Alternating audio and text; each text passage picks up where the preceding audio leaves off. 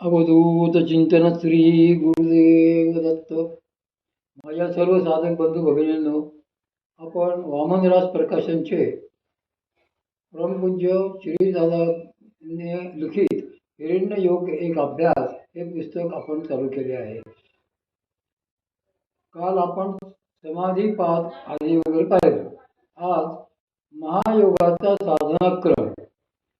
माऊली त्यासाठी सांगतात की एखादे योग्य असे स्थान बघून तेथे आसन घालून साधने करता बसावे आणि पुढे सांगतात की मग तेथ आपण एकाग्रांत करण करुणे सद्गुरु स्मरण अनुभवीजे.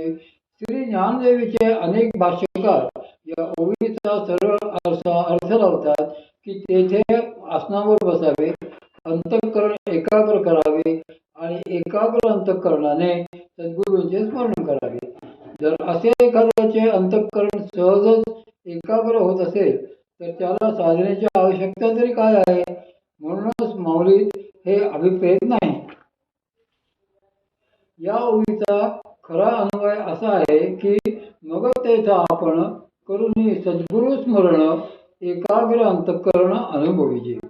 कृपायोगात किंवा महायोगात आसनावर बसल्यावर फक्त श्री भगवंत आणि श्री सद्गुरू यांचे स्मरण करायचे असते. त्या स्मरणानंतरच आतून एकाग्र अंतःकरण होण्याचे अनुभव सुरू होतात. ते स्मरण करायचाच अवकाश असतो की आपोआपच हळूहळू सर्व चित्तवृत्तींचा निरोध व्हायला लागतो. विषयांचा विसरू पडे, इंद्रियांची कसमस मोडे, मनाची घडी घडे हृदया माझी. माऊलींनी या ओवीतून पुढच्या सांगितलेल्याही सगळ्या होण्याच्याच गोष्टी आहेत. म्हणूनच माऊलींनी पडे, मोडे, घडे अशा शब्दाचे येथे प्रयोग केलेले आहेत. या गोष्टी काही वेगळ्या कराव्या लागत नाहीत. असा हा महायोग आणि पातंजल योग यामधला मोठा फरक आहे. स्वप्नाचे आलंबन.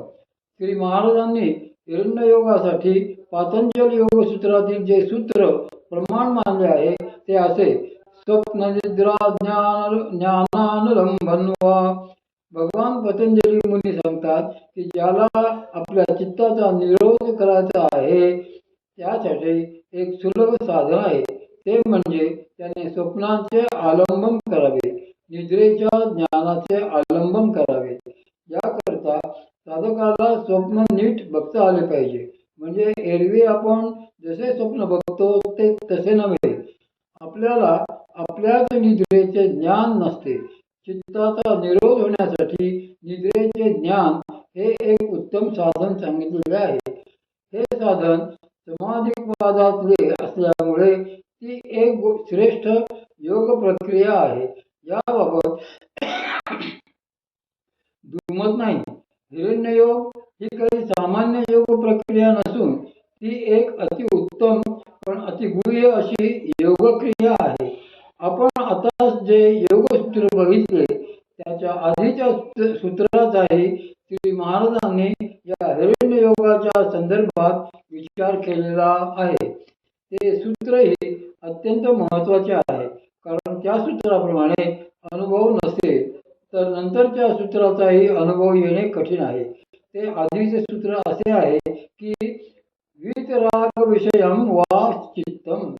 महात्म्यांच्या चित्ताचे आलंबन.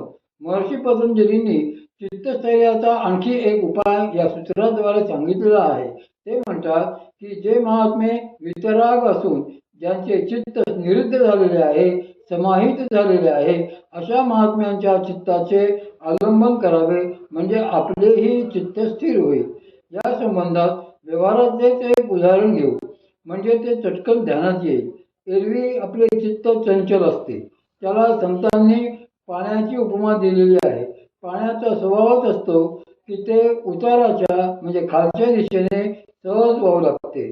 त्यामुळे माऊली म्हणतात की जैसे खालारा नावे पाणी. स्वतःच जेथे उतार दिसेल तिकडे ते पाणी वाहते. जोपर्यंत त्या पाण्याचे बर्फ होत नाही तोपर्यंत ते काही स्थिर होत नाही. आणि त्याचे बर्फ जरी करायचे झाले तरी तेही बर्फाच्या किंवा अतिशीत वस्तूच्या सहाय्यानेच होत असते.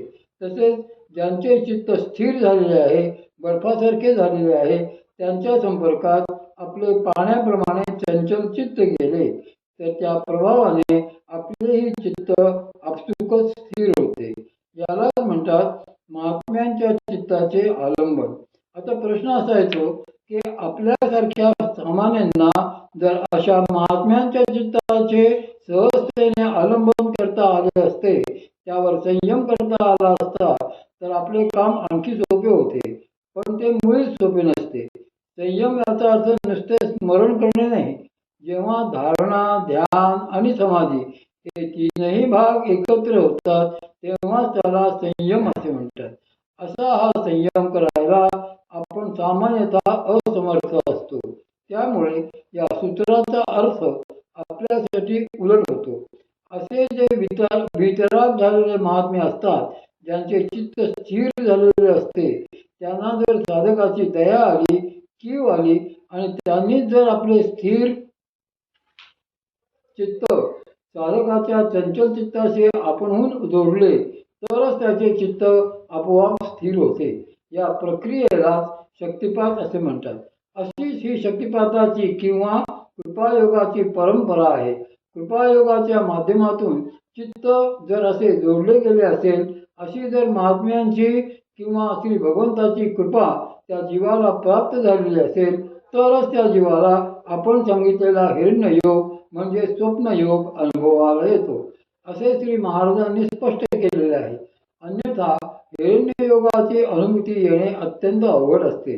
हिरण्ययोगाची रचना श्री महाराजांनी हा हिरण्ययोग 4 रूपाने 7 श्लोकांमध्ये पहिल्यांदा सांगितला. नंतर त्यांनी स्वतःच त्या श्लोकांवर ओळीबद्ध भाष्य केलेले आहे. ते भाष्य मात्र प्राकृतात आहे आणि तेही केवळ पहिल्या 4च श्लोकांवर लिहिले गेले आहे किंवा त्यावेळी तेवढेच उचलून घेतले गेले आहे. म्हणून भाष्य दृष्टीने हा ग्रंथ जरी अपूर्ण असला तरी सिद्धांत दृष्टीने मात्र तो पूर्णच आहे. कारण सिद्धांतांचे मूळ 7ही श्लोक असेच्या तसे उपलब्ध आहेत. यातला पहिलाच श्लोक श्री महाराजांनी आपल्या सद्गुरूंच्या स्तुतीपर रचलेला आहे.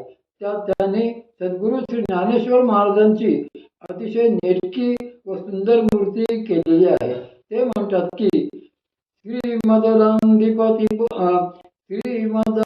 दीपती चरण कमल युगल कंद सेवितोस्मी सदा शिशुमती वृद्धे सुलभम परफलदम हेमयोग माशसे.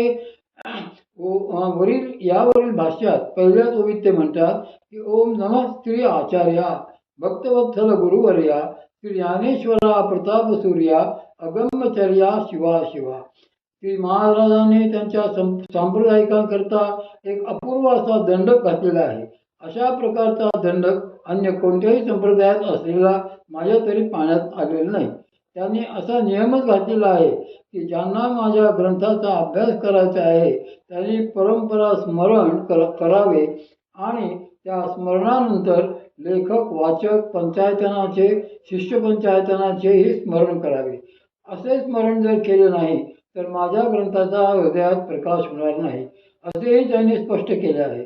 म्हणूनच आपणही आधी श्री महाराजांच्या परंपरेप्रमाणे सद्गुरू श्री ज्ञानेश्वर महाराजांचे प्रेमस्मरण करून त्यांच्या श्रीचरणी नतमस्तक होऊ. तसेच भगवान श्री गोपाल कृष्ण आणि भगवती श्री राधिका यांच्या युगल श्रीचरणी देखील आपण साष्टांग दंडवत घालू. त्यानंतर शिवशक्ती अशा उमा माहेश्वरांचा युगल श्रीचरणी आपण साष्टांग दंडवत समर्पित करू. सकल गुरु परंपरा, सकल ज्ञान परंपरा तेथूनच सुरू झालेली आहे. त्यानंतर श्री ज्ञानेश्वर कन्या अशा श्री गुलाबराव महाराजांचे पावन स्मरण करून त्यांच्याही श्रीचरणी आपण प्रणिपात करूया. तत्पश्चात त्यांनी जो श्लोक सांगितला आहे, वाचकम लेखकम वंदे गुरुम नारायणम हरिम दत्तात्रेयम व्यंकटेशम पुनर्लक्ष्मण मा भजेत.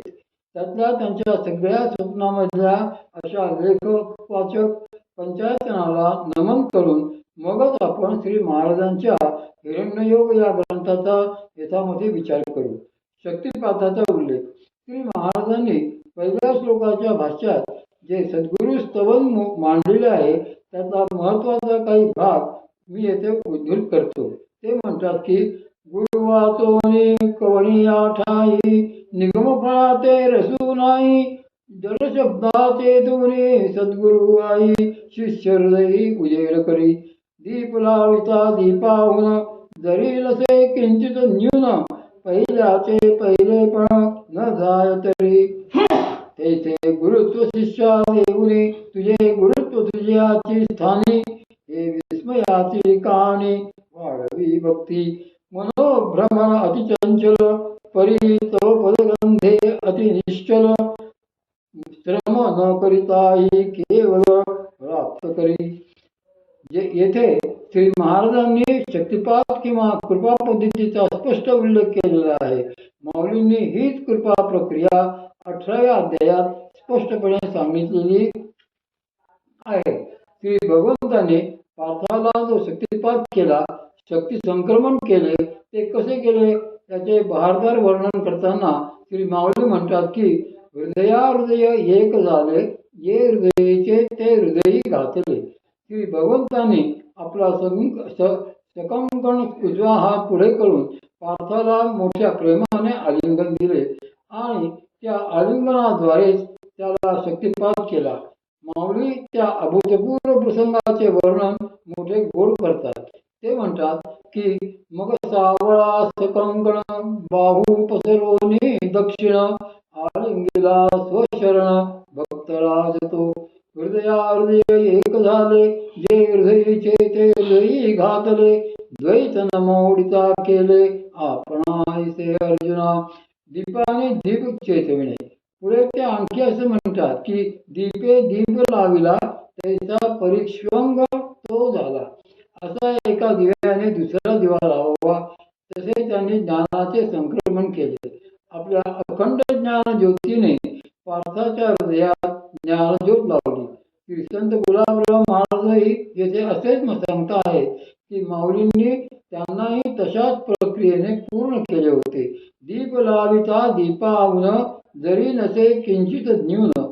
एका दीपाने दुसरा दीप लावल्यानंतर तो दुसरा दीपही तेवढ्याच तेजाने तपतो आणि तरीही पहिल्या दीपाच्या तेजात त्यामुळे अजिबात न्यूनत्व येत नाही. श्री महाराज पुढे म्हणतात की तैसे गुरुत्व शिष्या देऊनी तुझे गुरुत्व तुझ्याची स्थानी हे विस्मयाची कहाणी वाढवी भक्ती. हे केवढे मोठे आश्चर्य असते की सद्गुरूंनी शिष्याला तर सर्वस्व दिले, आपल्या ज्ञानाचा संपूर्ण ठेवा तर दिलाच, पण तो देण्याने मात्र त्यांच्या गुरुत्वाला काही न्यूनत्व आलेले नसते. ते आहेत तसेच परिपूर्ण असतात आणि शिष्यही त्यांच्या देण्याने परिपूर्णच होतो. म्हणतात ना की पूर्णातून पूर्णच उपजते. हाच ईशावास्योपनिषदाच्या शांतीपाठाचा सिद्धांत आहे. ओम पूर्णमद पूर्णमिदं पूर्णात् पूर्णमुदच्यते पूर्णस्य पूर्णमादाय पूर्णमेवावशिष्यते.